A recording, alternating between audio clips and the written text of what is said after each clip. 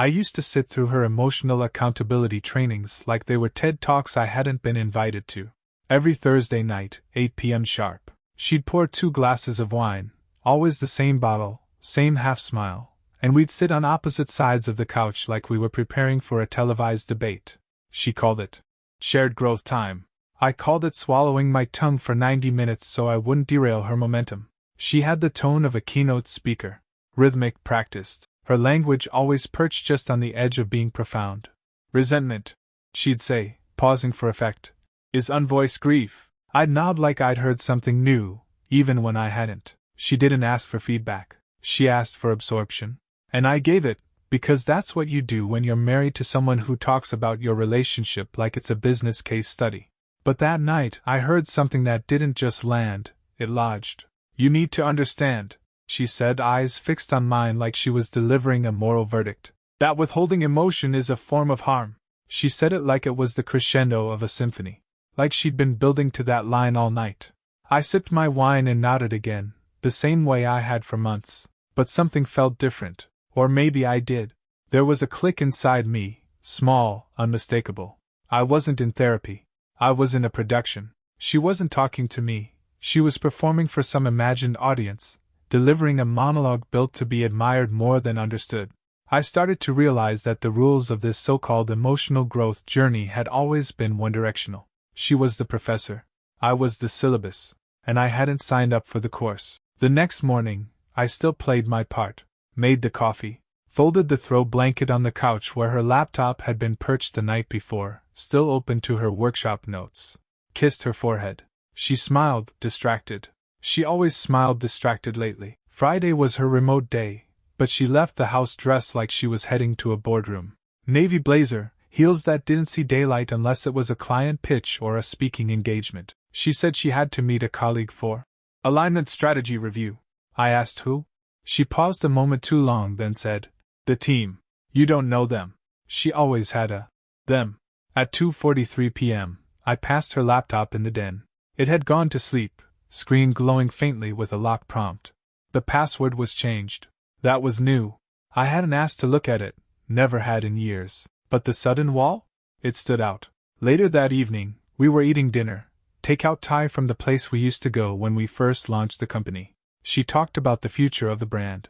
Her tone was oddly detached, like she was describing someone else's roadmap. She said things like, we're repositioning toward emotional verticals, and personal leadership paradigms. I asked if that meant new hires. She shrugged. Just some restructuring. Then her phone buzzed. I wasn't trying to catch anything. I wasn't looking for a clue. But it was face up for once, and the message preview lit up the screen before she turned it over. Slack. Looking forward to next week. Same room? The sender's name was abbreviated. J. Levin. I didn't react. Didn't ask. Just took another bite of curry and nodded like I was listening. After dinner, she kissed my cheek again and said she had to finish a few emotional intelligence module slides before bed. I told her I was heading to the office to run payroll approvals. She barely looked up. I didn't go to the office. I went to the shared drive of our company backend. I started pulling calendar data, expense reports, seminar rosters. I dug until I found her travel receipts from the last month. San Francisco, New York, Denver. Most of the hotels listed a second guest, sometimes under Jeremy Levin, other times just a +1. She had never mentioned Jeremy. I opened a private folder and started saving screenshots. I didn't know what I was building yet, but I knew one thing. If I was being graded, I was absolutely going to audit the course, and maybe rewrite the textbook while I was at it. She called it alignment season. That stretch of weeks where her evenings disappeared into team recalibration, board synergy dinners, and deep strategy offsites. At first, I believed it. I wanted to. We were scaling our startup, and she was the face of it, charismatic, eloquent, the one people trusted to lead. I was the systems guy, quiet, behind the curtain. But alignment started to look a lot like detachment. She started keeping 2 bags packed, one for the gym, one for unexpected overnights. She said it was just easier that way. I didn't argue. I just began noticing things. Her perfume changed. Not dramatically. Subtly. Less floral, more musk. The kind of scent that made her feel older, more assertive. She said it was a free sample she'd gotten. Wore it like it was armor. Then the calendar changes started. We used to share everything. Startup life demanded it. Syncing calls, investor meetings, product demos. But one week, I noticed gaps in the calendar. Not blank space. Removed events. Items that used to be shared suddenly labeled private. She claimed it was a setting glitch. I didn't press. I didn't confront. I observed. Observation is a habit you learn as a founder. You track investor moods, market dips, team morale. You train yourself to catch quiet changes before they become loud problems. I just never thought I'd be using those skills on my wife. Late one night, while she was sleeping on the couch after too much wine with the advisory board, I logged into our shared startup bank account. We had a card we used for business meals, client dinners, investor flights, hosting partners. I never checked it unless something flagged in monthly reports. That night, something flagged. $896.75 at Madeira, a Michelin-starred spot in Palo Alto. 2 entrees, bottle of wine, dessert, tip already included. The reservation name wasn't hers. It was listed under Levin J. My stomach didn't drop. Not yet. It froze. That kind of freeze where your body decides it's better to feel nothing than panic. I stared at the charge for a long time, rereading the itemized list like a puzzle. Wagyu tartare, shared oysters, chocolate torte. This wasn't a team dinner. I closed the tab and sat still for 10 full minutes. Her breathing behind me was deep and even. The kind of sleep that comes from trust, or wine, or both. In the morning I asked casually, "How was dinner with the board?" She blinked like I'd surprised her. "Oh, good. Long exhausting. You know how Craig gets when he's on his third Cabernet." Craig hadn't been in town for weeks. I knew that because I'd booked his travel myself. I smiled. Sounds like a blast. That day, I started logging things. Not just charges or meetings, phrases, repetitions. The way she said, emotional bandwidth, 3 times in a single paragraph when describing Jeremy's approach. How she described his grounded masculinity. I wrote down her words like she was giving a TED Talk again. Not to me this time, but about someone else. A few nights later, I tested a theory. "Do you think we should bring in someone to rework our leadership framework?" I asked over dinner. "Maybe an external lens?" She tilted her head. "Like who?" "I don't know," I said. "Maybe someone like Jeremy Levin?" Her fork paused halfway to her mouth. Then she laughed. "Jeremy's way too academic. He'd bore the team to death." I nodded and smiled. Noted the contradiction.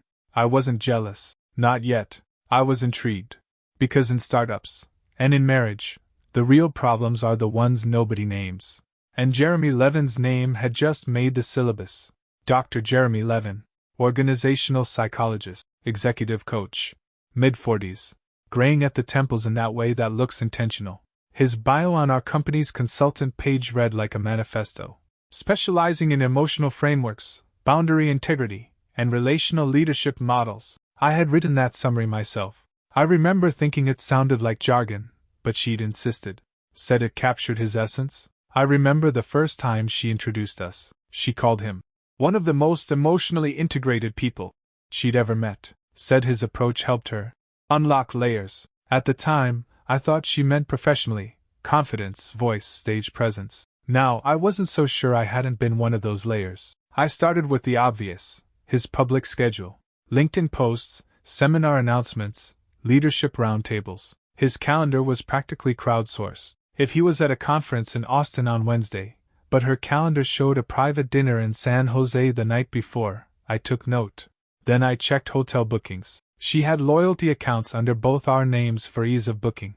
One of them, the one in her name, had 2 bookings at the same Hyatt over the past 3 months, both during emergency offsites.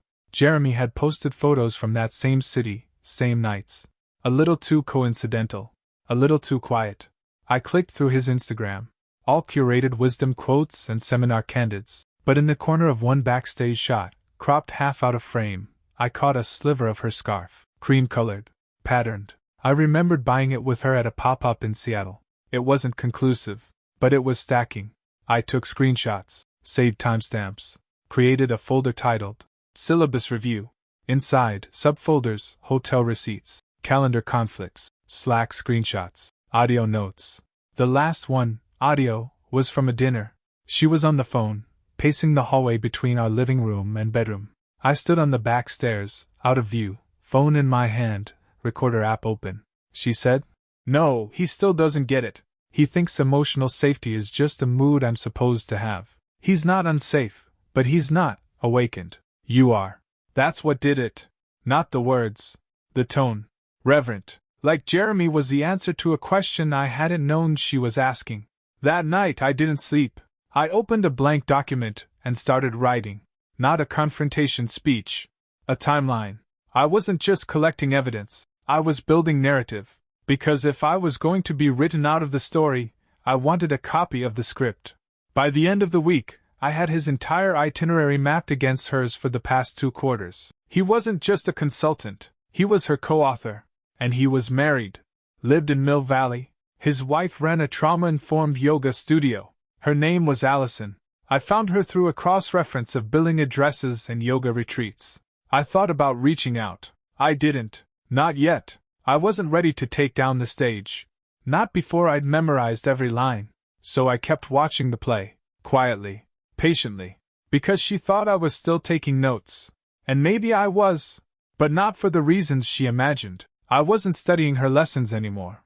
I was preparing the final exam. I wasn't angry. Not in the explosive way betrayal usually gets portrayed. I was methodical. The kind of calm that feels surgical.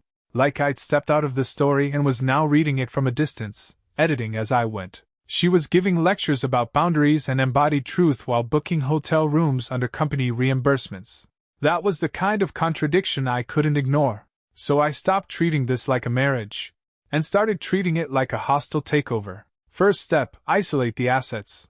We had co-founded the company 2 years earlier. A boutique consultancy, emotional intelligence workshops, leadership training, executive offsites. Her charisma made her the brand. My systems, the infrastructure. She spoke, I built. We were equal partners on paper, but the patent for the behavioral mapping tool we developed, Empath ID, was in my name. A relic of an early filing, back when we trusted each other enough not to care. I filed a license claim on the core IP through a quiet third-party firm, an LLC I'd registered 6 months earlier for a completely unrelated idea. I reassigned Empath ID's future usage rights to that firm, then signed an internal licensing agreement that let our current company continue using it under limited conditions. She never saw the transfer. It passed through legal like a routine update. Second step, secure my exit path. I started quietly selling my equity in the company.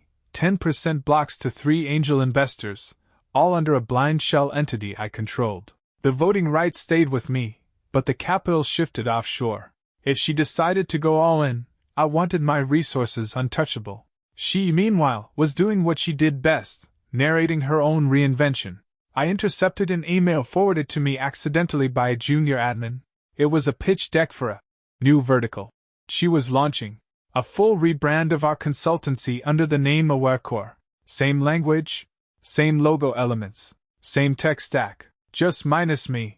The footer listed 2 founding partners, Ava Morgan and Jeremy Levin. She hadn't even changed the back-end code.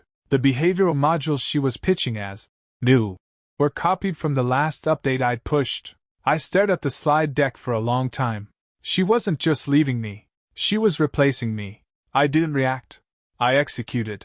I updated the IP license terms to prohibit use in any entity not formally associated with the original company. I filed a pre-litigation letter with our corporate counsel, citing clause violations. I didn't send it to her.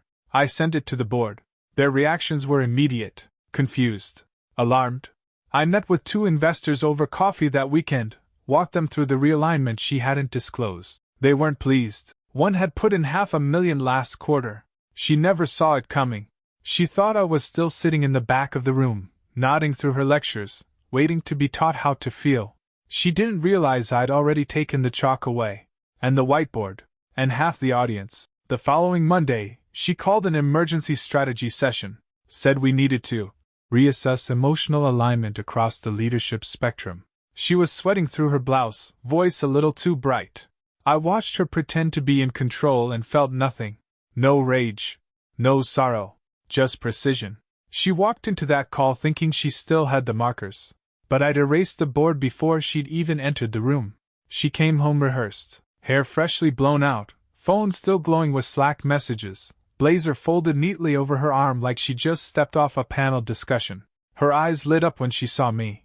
Not affection, relief. She was preparing for a script she'd already memorized. "We need to talk," she said, placing her laptop on the counter like it was a prop.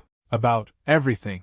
I let her start. It was important she believed she still controlled the narrative. She leaned on phrases like misalignment of emotional values, evolving priorities, and, of course, honoring individual growth trajectories.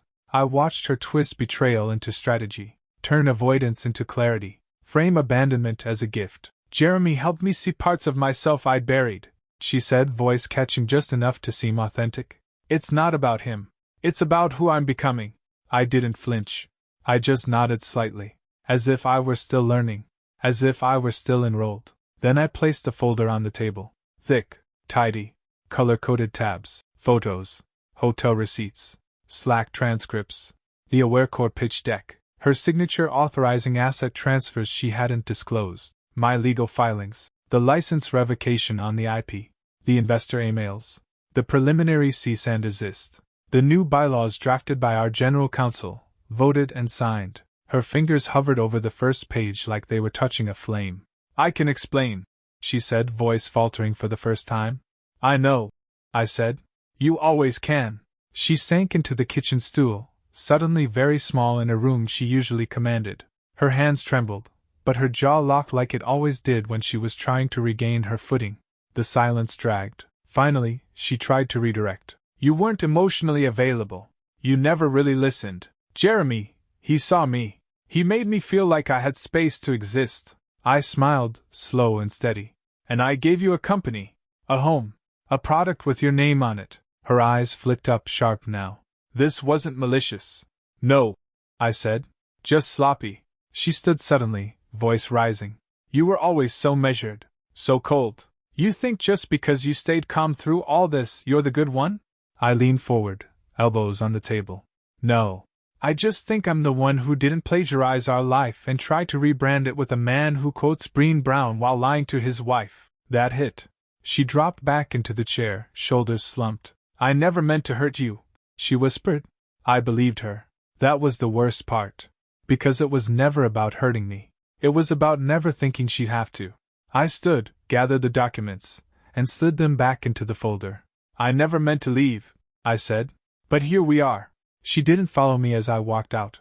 Didn't beg, didn't shout. Just sat there, hands in her lap, like a student who'd just realized the final exam wasn't multiple choice. It was pass or fail. And class was over. It started unraveling fast. By the end of the week, the board called an emergency session, this time without her.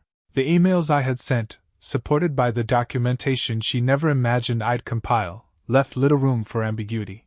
2 of the primary investors withdrew funding within 48 hours, not because of the affair, but because she'd risked the company's integrity to build something off books, using proprietary systems that were never hers to begin with. I didn't attend that board meeting. I didn't need to.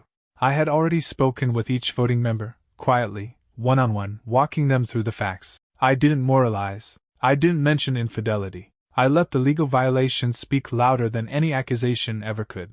She was suspended from executive duties by the end of the week. They spun it as a leave of absence to recalibrate personal vision, the kind of PR phrasing we'd once drafted together, back when the crises were client-based and not marital. Her face stayed up on the website for another 10 days. Then it vanished. No announcement. Just a quiet deletion, like she'd never been there. Jeremy? He tried to disappear. Deleted his LinkedIn for mental clarity. Put out a vague post on Medium about being misunderstood by people unwilling to do the deep work. His wife didn't buy it. I know because the day after my confrontation with Ava, I received a one-line email from someone named Allison. "Thank you for not staying silent."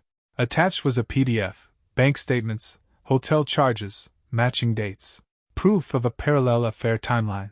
She'd been gathering her own evidence, tracing her own map of betrayal. We never spoke directly. We didn't need to. Her file mirrored mine. A week later, Ava's name appeared in an anonymous exposé on founders who failed the people they preached to.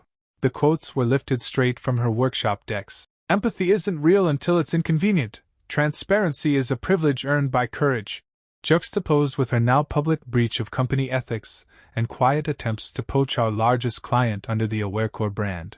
Everyone knew it was her. She tried to claw back ground, wrote a half-hearted essay on Medium about being humbled by transition, but the moment had passed. Her credibility wasn't just questioned, it was dissected. Jeremy, stripped of his consulting contracts, ghosted from future panels. His wife filed for separation. Meanwhile, I got back to work. My firm, built from the shell LLC that had secured the IP, was small but clean. No pretense. No lectures. Just real systems for real companies. Within 3 months, I'd signed 3 of our original clients. Not one of them asked about Ava. They all said the same thing.